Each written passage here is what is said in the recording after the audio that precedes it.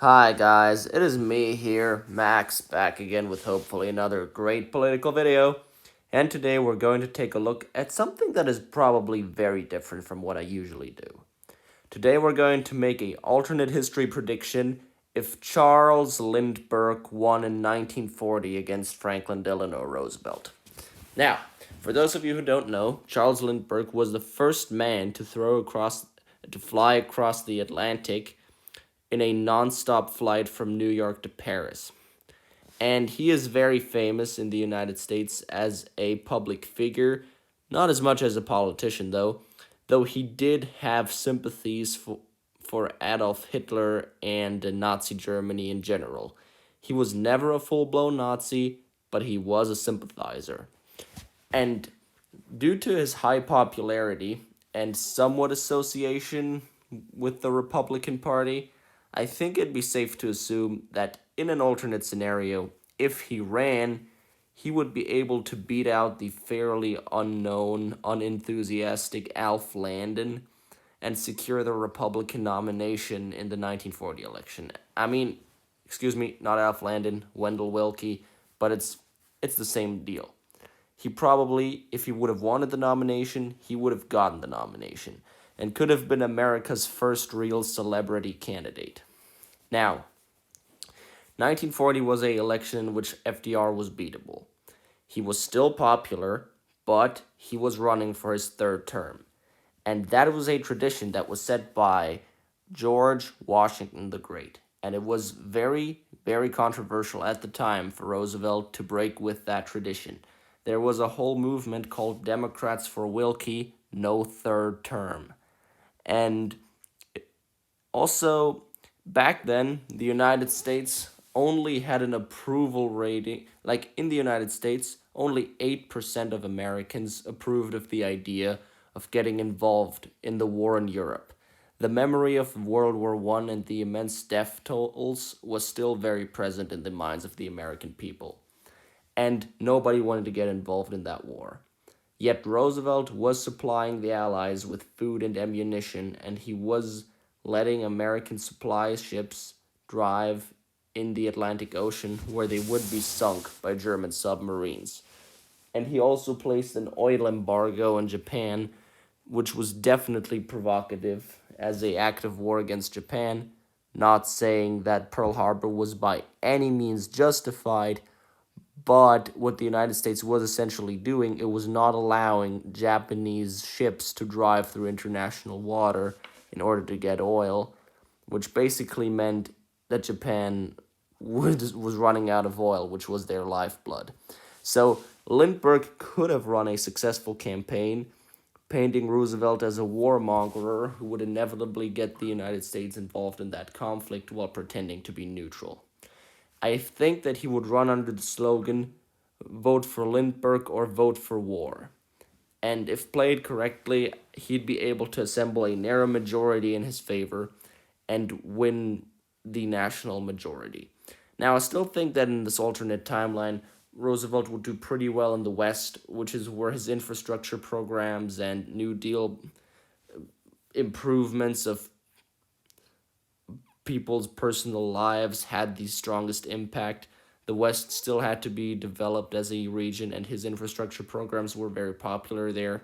Also, I think he'd hold on to the solid South and probably New Hampshire, because even though New Hampshire nowadays has the reputation of being kind of an isolationist state who doesn't like to go into foreign wars, back then it was one of the most hawkish states in the country, so I believe that one would have voted for Roosevelt.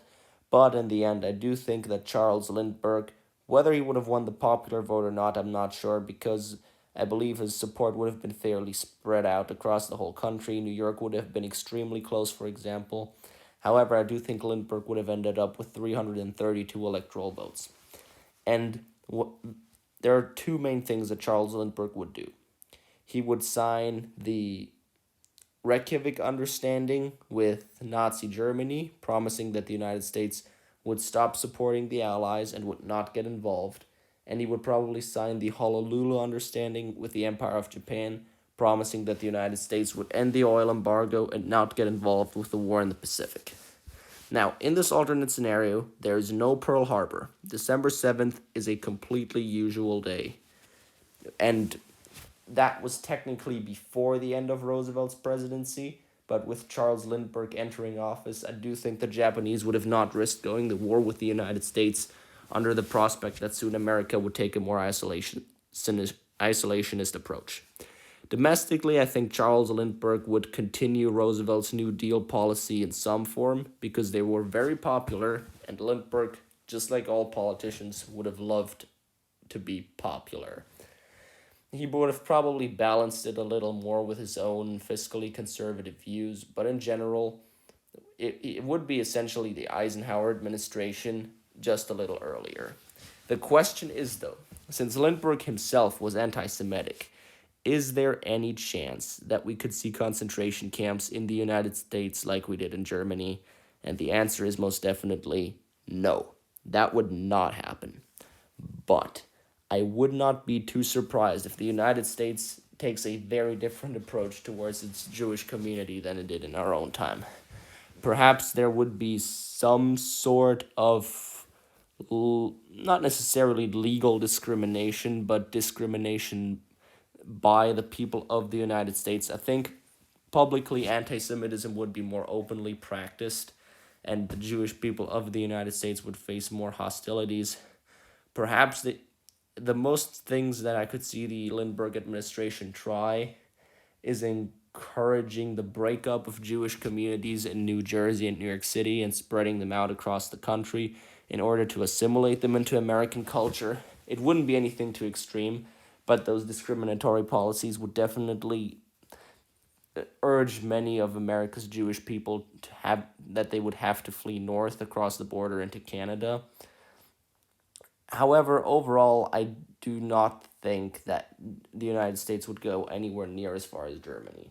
Again, Charles Lindbergh was a Nazi sympathizer, but he was not a full-blown Hitler supporter. Now, let's move on to the next election in 1944.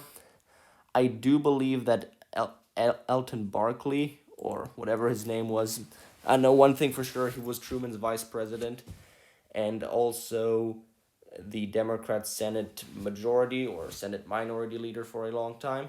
And I do think that Barkley would have won the Democrat Party nomination again against Charles Lindbergh. Now, Barkley would have still campaigned to the left of Lindbergh on social issues.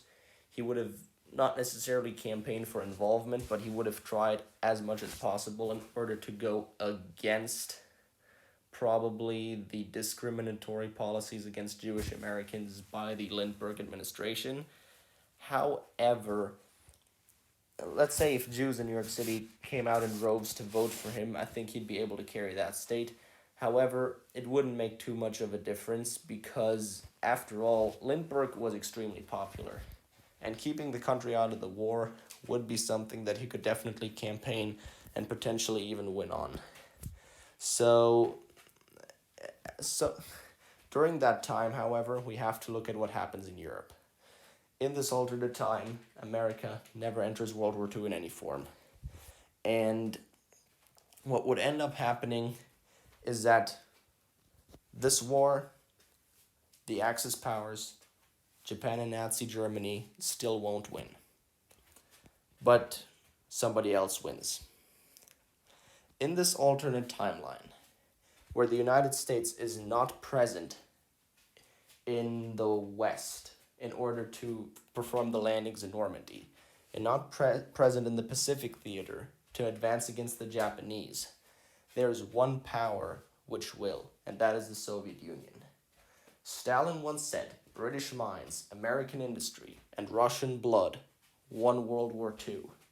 If you remove American industry, the war is won by Russian blood." Russia would experience even more casualties than it did in our own timeline. However, eventually, Russian forces would simply outnumber the Germans and overrun the entirety of the European continent. Maybe the UK would, and Canadians, along with Free France, would be able to land in northern France and eventually liberate that country, but the entire rest of Europe would be under Soviet domination.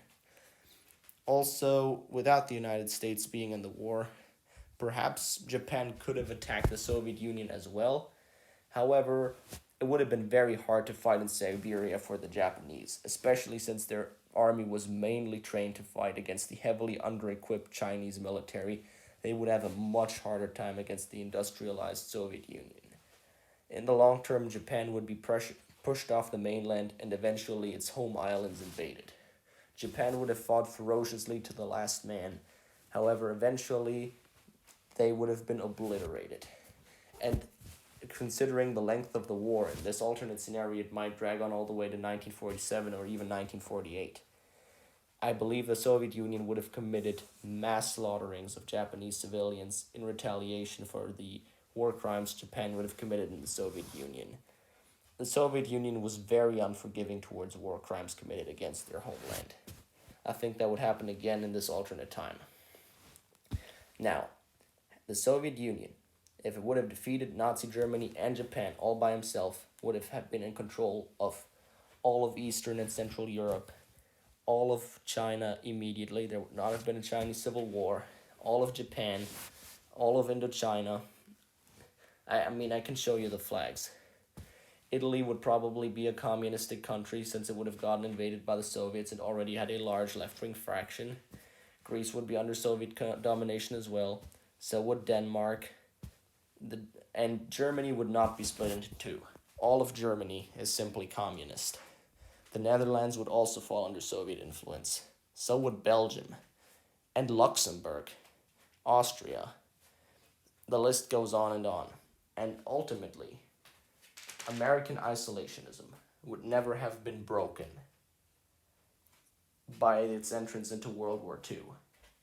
American isolationism would have been broken the moment World War II ended, because Americans would have set out the war out of fear of losing too many of its own men.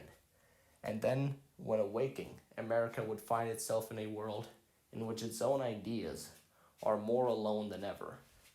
This alternate world, in which Charles Lindbergh becomes president, is a world in which America never enters World War II, and the Soviet Union takes up a ginormous dominant position in the world, perhaps even stronger than the United States.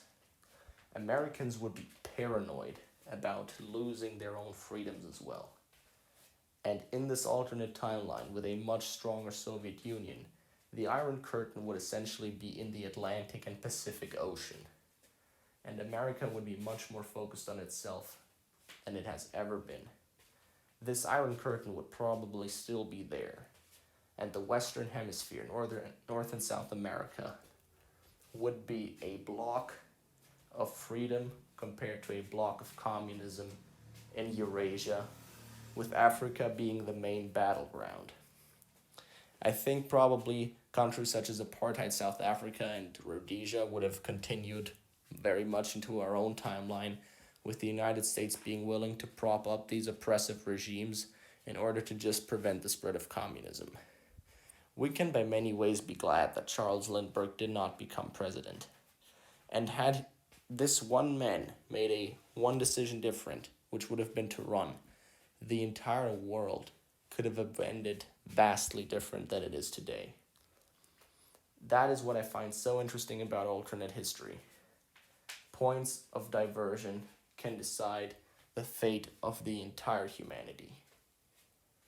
And very insignificant changes that could just be one election in one country at one point could end up changing the history of the world forever. And that's why I find this scenario so interesting. I hope you guys liked it. I hope if you're on the right wing of the political spectrum, just like I am, you might have a little more positive of an opinion of President Roosevelt right now, that he did not hesitate to get the country into the war. And yeah, I obviously hope that you enjoyed this video. If you did, please leave likes, comments, and subscriptions down below. And yeah, have a good day. Max out.